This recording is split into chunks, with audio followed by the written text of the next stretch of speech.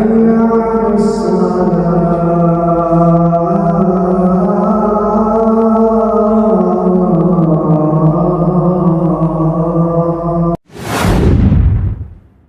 اللہ الرحمن الرحیم۔ شروع کرتی ہوں اللہ کے بابرکت نام سے جو بڑا مہربان نہایت رحم کرنے والا ہے۔ السلام علیکم، امید کرتی ہوں کہ آپ سب خیریت سے ہوں گے۔ میری اللہ پاک سے دعا ہے کہ اللہ پاک آپ سب کو اپنے حفظ و امان میں رکھے، آمین۔ کتاب صحیح بخاری، حدیث نمبر 956۔ میرے نبی پاک صلی اللہ تعالیٰ علیہ وآلہ وسلم پہلے نماز پڑھتے پھر خطبہ دیتے۔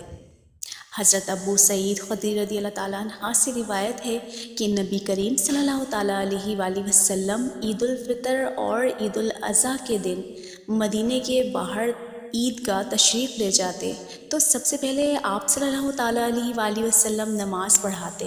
نماز سے فارغ ہو کر آپ صلی اللہ تعالیٰ علیہ وآلہ وسلم لوگوں کے سامنے کھڑے ہوتے، پھر تمام لوگ اپنی صفوں میں بیٹھے رہتے۔ آپ صلی اللہ تعالیٰ علیہ وآلہ وسلم انہیں وعظ و نصیحت فرماتے، اچھی باتوں کا حکم دیتے۔